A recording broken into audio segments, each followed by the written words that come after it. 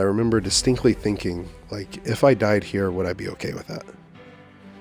And it was a yes, because I felt like I was living in my purpose. Like, there was a reason I met these people. There was a reason they adopted me. And there's a reason that we were getting traction with buying 3,000 acres of land and drilling water wells. And I kind of reconciled in my mind, I'd rather do that than be 80-something years old and have a few people around me that loved me, that but still had those questions. What if? Everyone you meet every single day is fighting a battle you may know nothing about.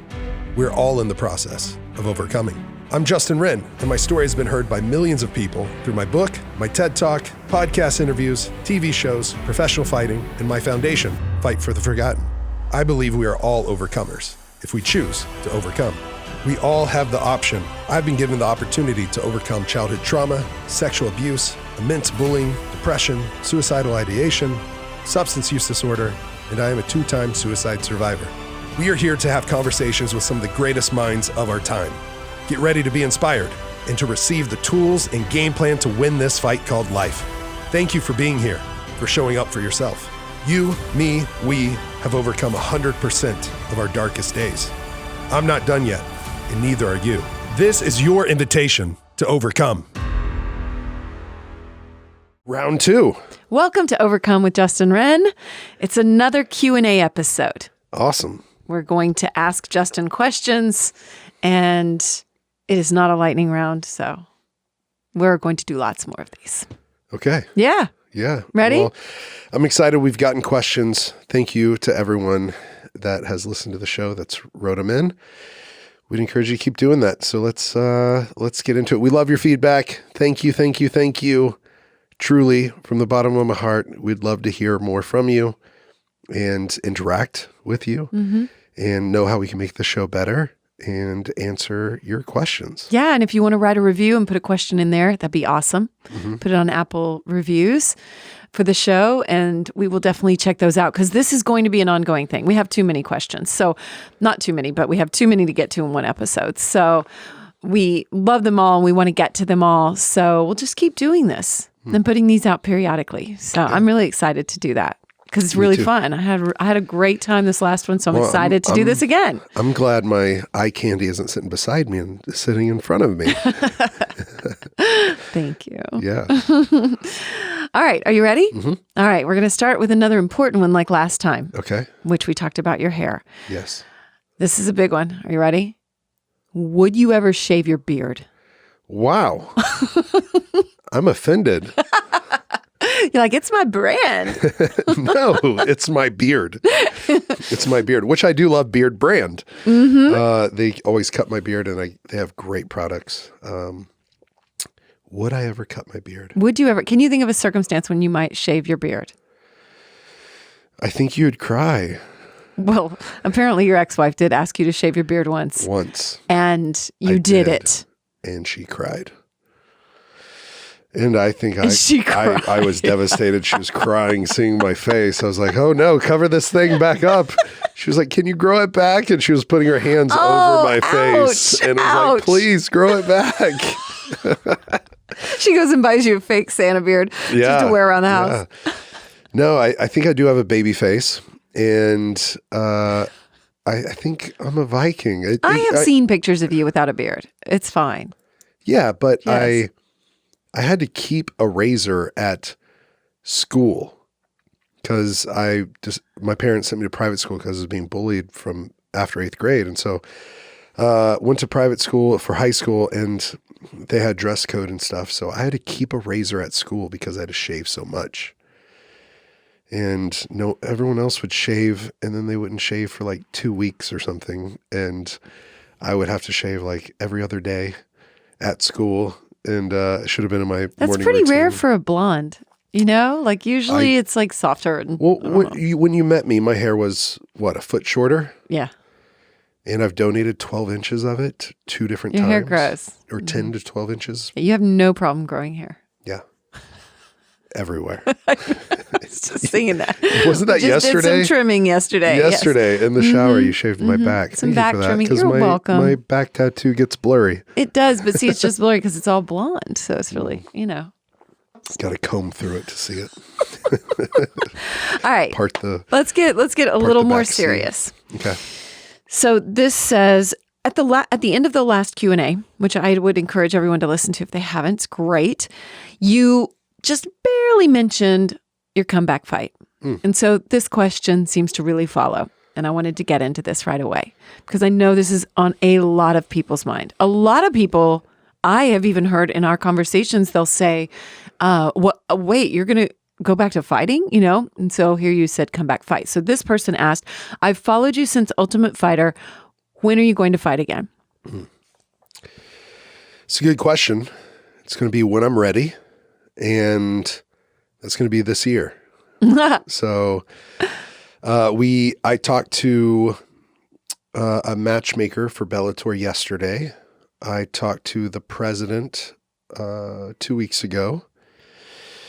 And there's potential that it could possibly come to Austin, which is epic. I'm not sure I'm supposed to say that. Out there. Let's float it out there. But if they don't do that, they might come to Houston. They always go to WinStar in Oklahoma, right on the border where Dallas people can come easily. And I could fight anywhere. I mean, they mentioned Dublin and other places, so I know that we'd like to travel. But I think it'd be epic if it came to Austin. And if that was going to happen, it'd be the fall or winter. So that gives me time to prepare, gives me time to go back to Uganda and really see the boots on the ground and see how we can pick up traction. We already have so much momentum there. But when it comes to fighting, I'm excited because we've talked about a few names. I won't throw those out there yet. And they're just saying, hey, when I'm ready, at least let them know 3 months. But if Austin's actually a possibility, which I think it would be great for Bellator because Austin's so happening. Yes. Yeah. Yeah. And I think Texas MMA is really grown over the years. It's always been strong. Well, I mean, you can't bring Joe here and not, Yeah. And everybody that's moved here from Gordon Ryan to Nicky Rod. I mean, Tim Kennedy's here. Shanji Hibero. I mean, so many greats. And I'm not even mentioning half of them. I mean, people that have moved from Europe, people that have moved from New York, people that have moved from New Jersey, people that have moved from California, people that have moved from Brazil. I mean, it's the spot to be. So I think we could host something really great here. Maybe we could get someone like Rory McDonald, fought for the UFC championship, Bellator champion, have him here. And him and I headline a card together, plus all of the slew of an incredible crew from Bellator. I mean, we've got some of the best fighters in the world. And I love them. They're fighters first. We could get great people there. I mean, we saw Jared Padalecki last night, and he bum rushed us with a hug at Soho House, and I think he would come, be front and center, and then I could have Raiden there, could have Chris Murphy there. We could have B-Tech from Uganda there, our team leader, and we could honestly use it as an opportunity to even fundraise for Fight for the Forgotten. So what I love about coming back to fight is that it's for a purpose. I know that whenever I'm in the cage, no matter who it is across from me, no matter who it is, they don't have the same reasons I have to win. And so when it comes to heart and I believe mental toughness, that's my game. But why do you want to come back? I want to come back because I have unfinished business. Which is I haven't fought sober, really. Ooh. I mean, 3 times, and I won all those. I'm on a 6-fight win streak, and I need to test myself. And heavyweights, some people might think, oh, he's about to be 35. But heavyweights are strongest in their 30s and even early 40s. And so I've got time. I've got time on my side still. But as I say that, time's ticking and it's time to go. So, but what's your goal? What's my goal? Was that the question? No. My goal is to make a real run at the championship in Bellator. I've got a 5-fight deal with them, and I plan on fighting out all 5 of those. And oh my God, I'm so nervous. Oh my God. I mean, I think I have to hold it open-handed and say, what does life have for me? Yeah. Because I think I've talked to this with the Bellator team and with Joe and with so many that love and support me, which is I'm so grateful for. But a lot of fighters retire with nothing, or they stay too long and they get really hurt and injured and they get knocked out too many times. So I have no plans to go out on a losing streak. So I'll reevaluate after every fight, but I will have raised the bar of necessity to win every fight. It's the person with the most reasons that usually wins. And I've got more reasons than whoever's standing across from me. I mean, I am providing for my family, you, the girls, but I'm also going to be literally drilling wells or digging latrines or starting up farms or helping build a health center that's going to be treating waterborne disease and malaria and delivering safe births for wonderful, lovely babies, and having emergency services, an emergency room, and providing a school. So when I get in there, I'm going to be backstage looking at the pictures of the kids that I love and the pygmy people that I love. They adopted me in. They named me the Big Pygmy. And so I'm fighting for them. I'm fighting so I can get the microphone and share who I fight for, why I'm fighting and who I fight for. And I've always had this mentality, but I have it more than ever now, that when that cage door locks, like, I'm not locked in here with him. He's locked in here with me, and he's not going to have an easy fight. It's my fight. Yeah. Yeah. Yeah. You mentioned a couple things in there that alluded to some other questions that are in here. Okay. So I'm going to ask a couple of those.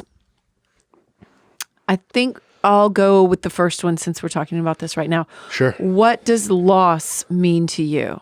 And, you know, when I first read that question, I wasn't thinking that it meant about fighting, but I think it's kind of cool to talk about it in that context. What does loss mean to you? Ooh, loss can mean a lot of things. But loss to me is kind of being redefined. Loss is being redefined as having more in the tank and not using it, not using the fuel to the fire. Like if I leave the cage and there was more that I could have done, but I didn't, that's a loss. But if I do go in there and I fight somebody that, and this is hard for me to say as a competitor, but if I fight somebody that was just better than me on that given day and outclassed me or outskilled me in some sort of way, but I left it all out there, then I can just go back to the drawing board and be like, you know what? I had the right intentions. I had all the reasons in the world, and he just had it that day. But it'll still be a tough pill to swallow because I'm a competitor. And traditionally, while I'm walking out of the cage, even after getting my hand raised, I'm already thinking about what I could have done better. That's just a competitor. You're thinking about, I should have done this, I could have done that. And go backstage and I'm already asking my coaches, he did this and I could have done it that way. And they're like, yeah, you could have, but hey, just soak up the victory. I know. Like, I was about to say that. And so I think trying to go into it with a new mindset where when I win, being just grateful for the win. Yeah. And if I lose, which I don't even want to say that because of the competitor spirit, but if I say, you know what, I gave it my all and I was in here for all the right reasons. And maybe I didn't get on the microphone right after the fight because I didn't win, but people know why I was in there. Yeah. So, yeah. Nice. All right. Here's one that also you were talking about. Everybody moving here. Somebody said, do you live in Austin? Yes. I think, and why? Yeah. You could I say live why. in Austin because of this hot babe, Amy Edwards, who I might change my name to Justin Christopher Edwards Wren when I get that great moment to marry her. And I'm gazing into her eyes right now. That's why I took a break. But What do you think of Austin so far? I love it. It's the best city in the world to me. Why? Because what of the about people. it? The people. The setting of it's pretty nice too. Setting's awesome. Yeah. I mean, nature in the city. You can be paddleboarding by skyscrapers. And, well, literally you can take a right turn and you have skyscrapers to your back and you're inside Turtle Town on the paddleboards. And you're seeing hundreds of turtles underneath you, which is pretty cool. But I just think it's a really unique community. People seem to be really philanthropic. People want to get behind whatever it is you're doing. And I think you want to get behind what they're doing. You know what? I'm in this mentorship program right now through Creative Futures Collective. And last night we had a mentor meeting and he said he's been doing them in LA and all over the country. They do it all over North America. And he goes, y'all are the most engaged, active group of mentors I've ever had. Wow. And we were like, wow, thank you. And I think it's something about Austin, like we just feel energized or something. And I think Austin's still in Texas. So there is this. Oh yeah, we're still Texans for sure. Speaking as a longtime Austinite. Yeah. And I'm a Texan. So I'm back home, and Oklahoma City's still the home base of Fight for the Forgotten for the time being. But there's something special about Austin. Like, it's still a cool, hip city. People are very health conscious. There's some that are very spiritually minded, and there's the best, I think, top 1 or 2 recovery communities in all the country, maybe all the world. So many people are engaged and active in that.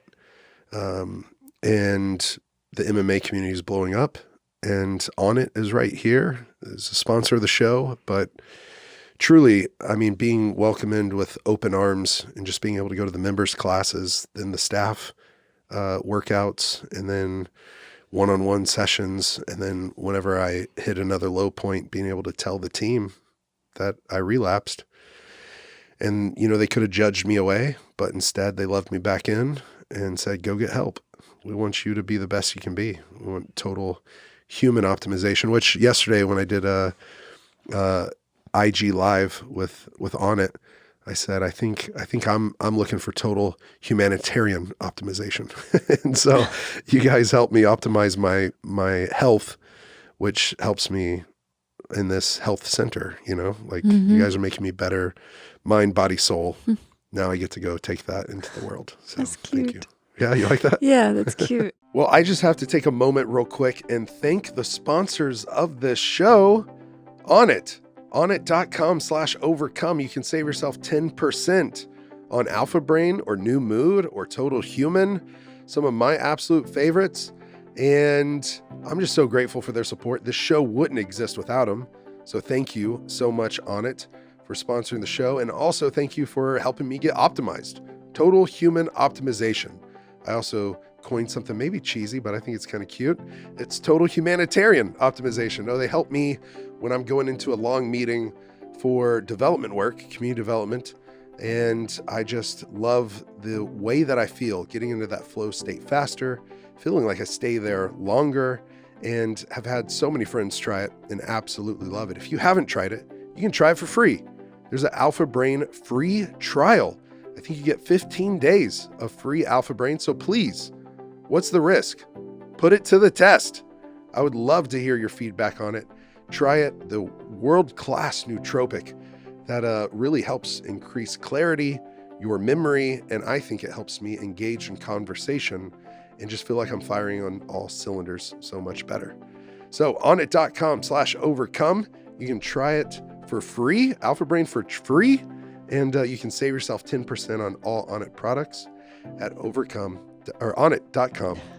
/ Every time. overcome. Every time. The Onnit, O's. Onnit.com / overcome. And at checkout, don't forget to type in overcome. Yep. Thank you so much. You know what? I'm glad you mentioned Onnit. Actually, I don't have a question here about Onnit, but I just thought of one myself. And how did you first hook up with Onnit?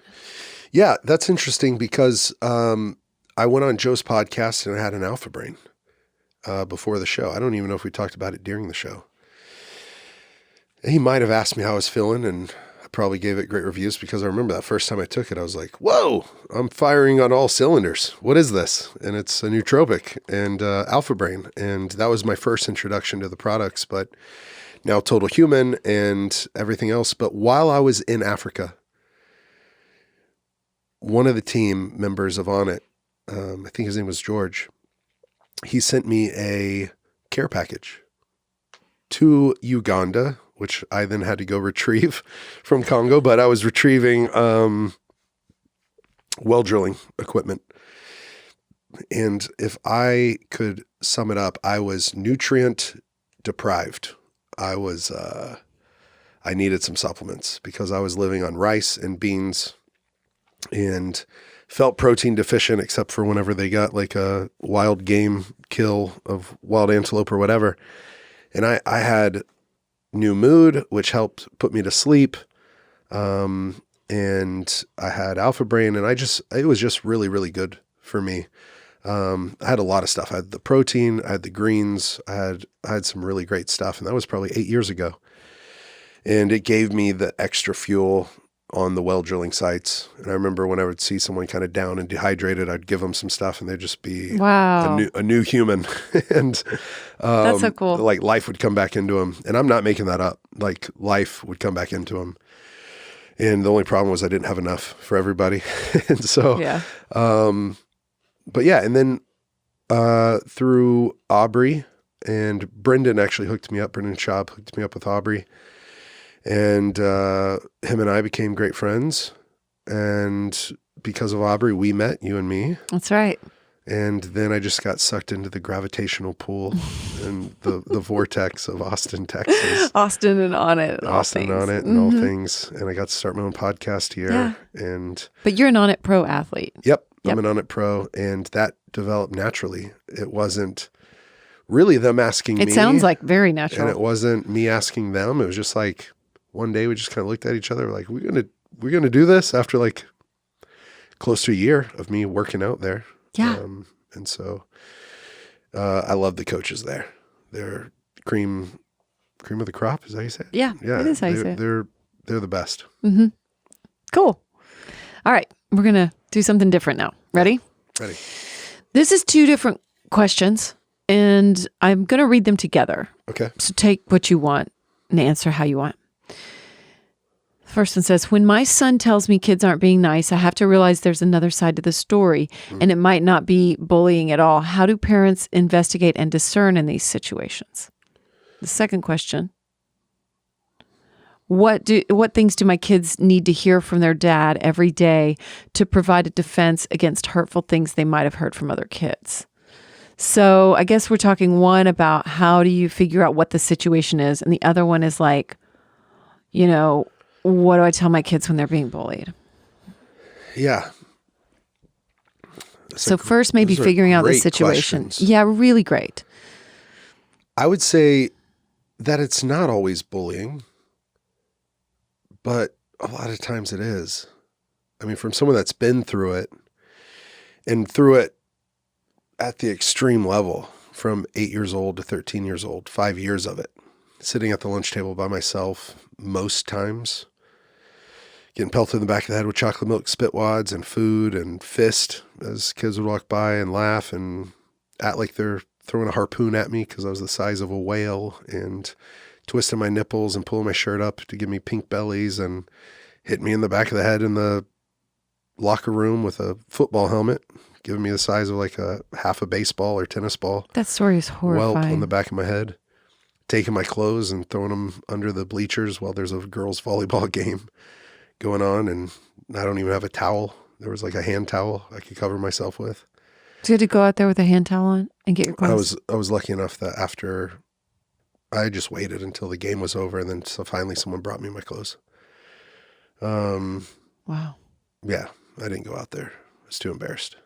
And other moments, going to costume parties that weren't really costume parties, just me dressing up. Right. So there definitely is bullying, and I would say that to kind of classify it, well, I don't know why the CDC stats come into my mind, but they say the third at risk for suicide is the bully. The second at risk is the victim, the one that's being bullied. And then you're like, well, who would be number one at risk?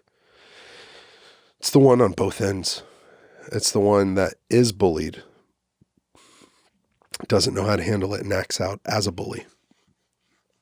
And I don't even truly like defining a human being as a bully, but there are probably 1 out of 10. I've seen stats where there are those kids that kind of have more of a lack of empathy, and they are a bully, and that's how they feed off of people's pain. But then the other 9 out of 10, you can change those kids. You can encourage them to live differently, act differently. And so in the situations, I think it varies on that child, their level of sensitivity, their emotions, whether it's at home or at school or both. A lot of times the person that's acting out as a bully at school is being bullied at home. I'm thinking of one kid, I'll just call Michael, that I grew up with in elementary school, and he was incredibly abused at home. And so Yeah, because that abuse counts as... Yeah. Mm-hmm. I don't know if Michael's still in jail, but I probably could have said that's where he was headed. His parents were in and out of jail, both of them. He brought a knife to school, brought a gun to school, was one of the kids that would really pick on me, and ended up doing like an armed robbery. And, it's really hard for kids that have that kind of home life not to act out when they're taking all the punishment. And so, but not only that, you model what you see a lot of times. And so he didn't know how to have any kind of other relationship, probably. Right. Whenever he probably didn't really experience much, if any, love at home. Right. How does he start to demonstrate that to others? It makes me so sad. Yeah. Yeah, I'm thinking about another moment where I'll just say a person, I won't even give the gender, but a person was in a really vicious bullying moment where they beat up somebody. People are like, how could that person do it? And in me doing some digging and Fight for the Forgotten doing some digging, that person watched their own father murder their mother in front of their eyes. And then was at home with grandparents that didn't even have electricity at home. And so that person themselves was really suffering. So that's how they acted out. I think, though, to be able to see and distinguish your child, I think a parent will know a child more than anybody else, or should. And I think there's micro traumas. Like there's a book, I want to have the author as a guest. It's called The Body Keeps the Score. And I know it because I've felt bullied as an adult at times, and I feel myself reverting back to that wounded inner child. And so I think to build up resilience, kids can ask questions back to the person that's bullying them, or they can stand up for someone else being bullied, saying something as simple as, hey, that's not kind. And I think really creating a safe space for that child to communicate with the parents. I had the best mom, and even with that, I didn't share a lot of the moments with her, only the big ones that I couldn't hide. And then once she knew, once I opened up, that's whenever she could, and my dad could help make the appropriate changes, which was get me out of that school. And that was probably the best thing they've ever done for me, because I found wrestling and I found an outlet and I found something to focus on. And it can be a creative outlet. Like and you totally had a new identity. I mean, you were like the popular kid. Yeah, I literally went from being unwelcomed at school to welcomed with open arms, and from being a kid that would never be on the homecoming court to being nominated for prom king, like in homecoming king, and that was wild. Well, you just got to flourish. Yeah. In a totally different way. Yeah, and I got a new start. And I had to have 2 of those. Yeah. I went to 2 high schools. Yeah. I mean, you're such a people person. But I didn't discover I was until my junior, senior year. Yeah. And so I think parents can do little things, they can be more involved in their child's life and put the phone down and have family dinners. Take them out to a place they love to eat. If home dinners aren't what you do at first, I didn't grow up with very many home-cooked meals. I'm forcing myself now. I'm like, now that they're teenagers, I'm like forcing myself.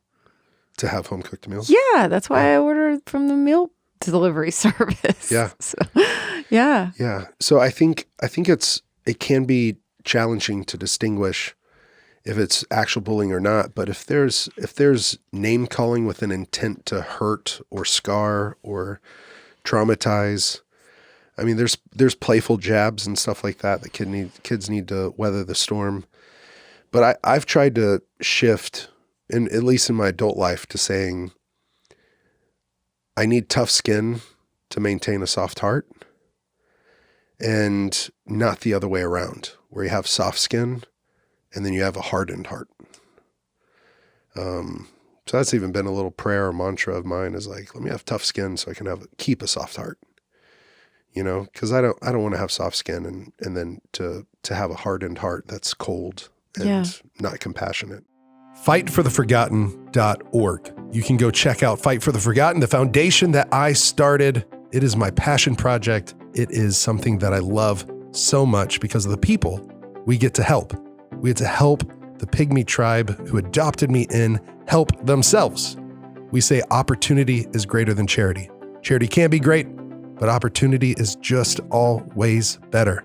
That's why we've drilled something like 80 water wells already, providing over 30,000 people clean water. We've started sustainable farms, bought back over 3,000 acres of land for the people who originally owned it, put it in their name. We built 32 homes, and now we're about to start a health center, a school, and a marketplace. They're going to have a maternity ward, a pediatrics unit, and a dental suite. You can join the Fight for the Forgotten Fight Club at fightfortheforgotten.org. We would love, love, love to invite you on this journey to join this fight arm in arm with us. Our Fight Club, it's a monthly giving club. You can give $5 or more a month, and that empowers us to empower people.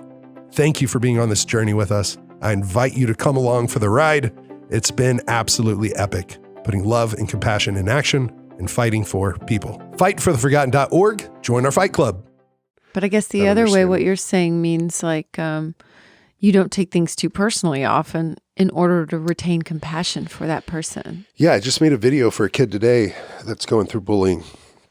And I told him, man, don't take criticism from someone you wouldn't take advice from. Big time. And that comparison's the thief of joy. Mm-hmm. I heard one the other day that was like, don't let someone that doesn't know your worth, that doesn't know your value tell you what you're worth. Mm. I know. Can you say that again? I'm going to put this on my TikTok. Don't let someone that doesn't know your value tell you what you're worth. Oof, that's a good one. Mm-hmm. That's a great one. I thought so too. Yeah, and just for the parent that asked this question, just realize 12-year-old, 13-year-old, 10-year-old, 15-year-old, like it's really hard for them to tell the difference or not believe the things people say about them. And so bullying is definitely on a scale. I mean, if there's physical violence or an assault, like, yeah, that's normally bullying.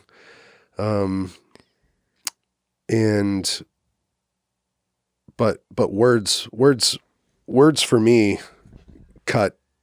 I would have rather been beat up a few more times than to go to a costume party not knowing that there was a premeditated like moment where everyone was going to shame shame is the internal battle that we all face, and we need to get it more towards guilt for things that we should feel guilt about instead of shame for things we shouldn't feel shame about, if that makes any sense, you know?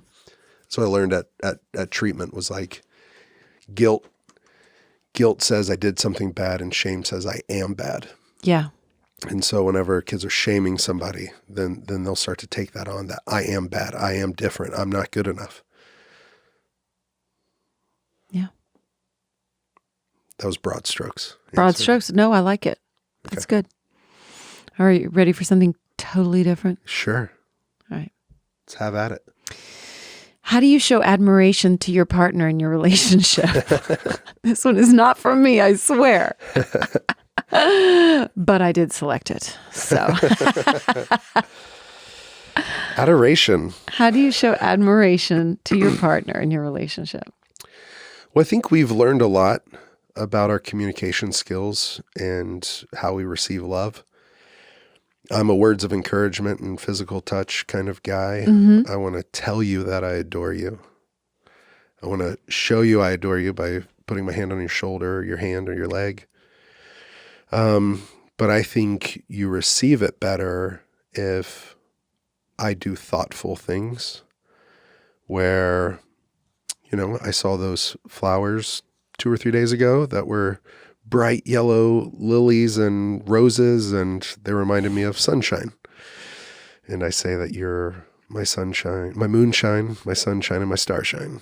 And that might sound silly to a lot of people, but that for me, it's like, it's expanding, you know, it's like the closest to the furthest. And I don't think it's silly. Okay, good. And then, you know, trying to make time to spend time together, like come out to Miami and we'll spend time, just you and me, and some friends, and, you know, have a good trip together.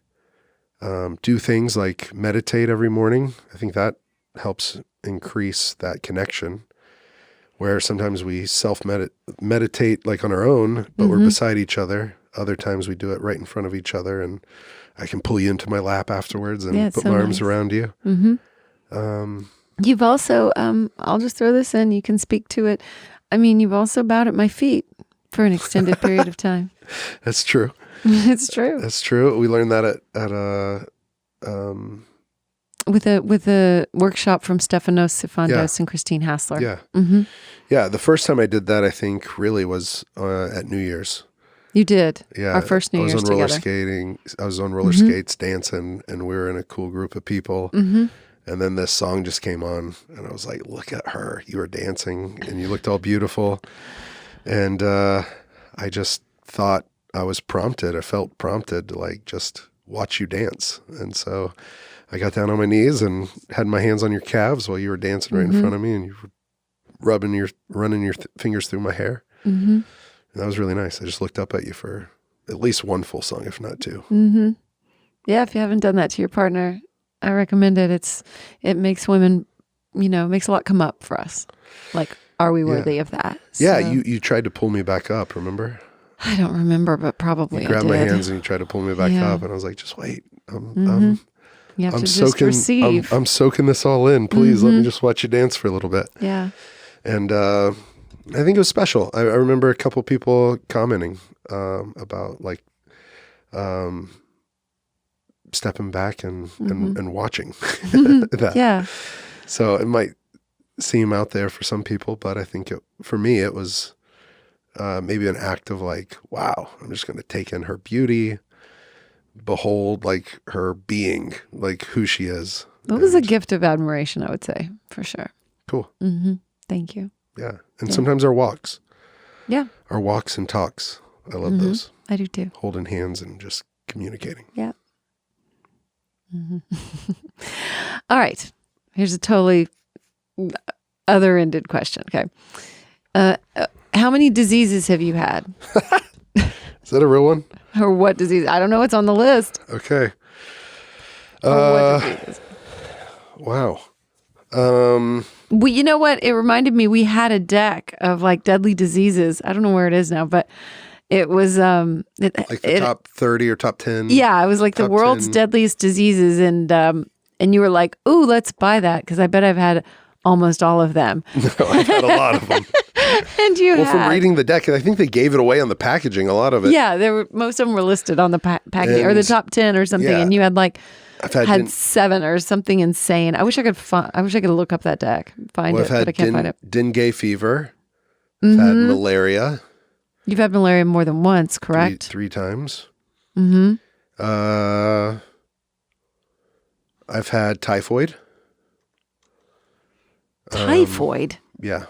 And typhoid's preventative. I had the shots for it, but I still got it. Wow. Because it's not 100% effective apparently that's a thing. if you're exposed to enough of it in a given time or region, like you're going to get it anyways. So it probably wasn't as bad as it could have been, but it was pretty bad. I've had cerebral malaria, which was in my brain. That sounds horrible. Black water fever, which I couldn't urinate for 5 full days. And God. my kidneys and liver were failing. Something like 65 to 70% of my bloodstream were parasites. And I was vomiting red and green blood. How are you alive? You're so tough. Yeah, well, I mean, I think even going through that stuff that Bernard was talking about, it's just what they go through.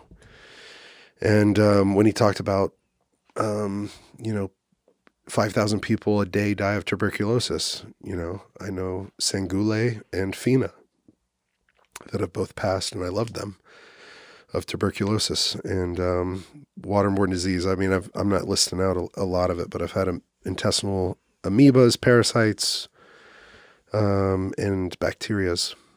So there's, I don't know, I'm forgetting some of the stuff. Yeah, I'm sure it's a long list, and sometimes that happens. Schistosomiasis, which is like a parasite that gets into your skin through like bathing in the creeks or rivers there. Yeah. Well, we only have time for a couple more. Okay. So let's see. I was looking for maybe a light one to ask before I ask one more big one. Well, okay. Let's ask a light one really quick. What's your favorite drink and food? Favorite food would probably be sushi. I love Really? sushi. We don't have sushi enough. I didn't even realize that. Yeah. I haven't done it. We should learn to make it. Okay. Mm-hmm. I've had one class on it. Mm-hmm. But whenever I fight and go to a new city and it's fight week, I always find a new sushi spot. Yeah. It's just part of my routine is new sushi. His favorite drink. I don't know. My favorite drink is God's Gatorade. Coconut water. Can't get enough of it. You don't like it? I like it fresh out of the coconut. When I was in Colombia, you get it right there in the street. Yes. Then that I love. Yeah. The stuff we buy at H-E-B, no. Yeah. Harmless coconut Tastes water is pretty weird. good. C2O. I like that brand a lot. There's a few that if it's pressed, I like that. Yeah. When it's like white and milky. That is one of your favorites. Well, good. I just learned something. Yeah. Coconut water and sushi. All right. I also like kombucha. Yeah, you do. I wondered if you were going to say that, actually. All right. So we're going to go with something a little bit bigger. And my favorite optimizing drink is Alpha Brain. That's right. Of course. It actually is. I know. So, we love it. Yeah. In fact, we need more. All right. So I'm going to ask you one more bigger one, and then we'll finish this Q&A. And I'm really curious about this one too. I like this question. What's your deepest fear and how has it served you?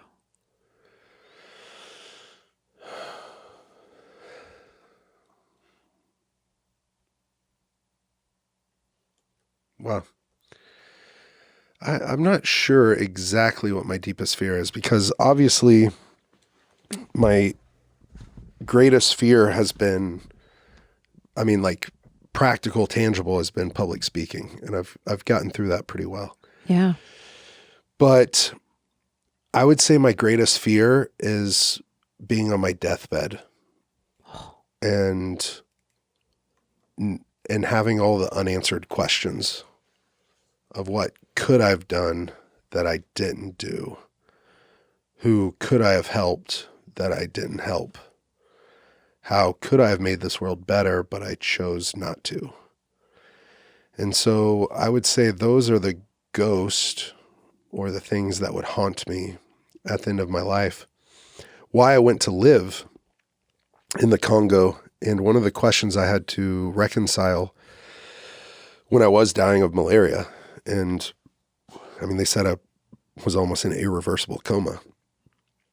And I had my mom on a satellite phone saying, please come home.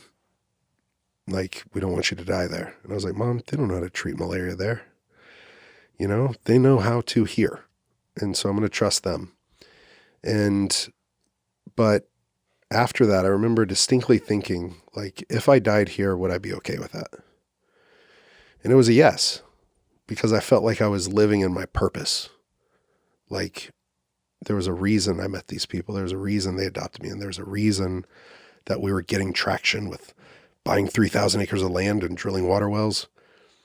And I kind of reconciled in my mind, I'd rather do that than be 80 something years old and have a few people around me that loved me, that, but still had those questions. What if, and not have gone to Congo, if that makes sense. So I think my greatest fear is not fulfilling my purpose or not pursuing my purpose with passion. Mm-hmm. That's what I'd say it is not pursuing my purpose with passion. Whether it's fulfilled or not. If I pursue my purpose with passion. It's like what you said about being in the cage. It's like, did I give it my all? Yeah. And it's okay. Yeah. I mean, I want to live a healthy life, and I'm starting to really change my life to live that, like a life in recovery, a healthier life, and do the things to protect me on those trips that I go, and like at least my health.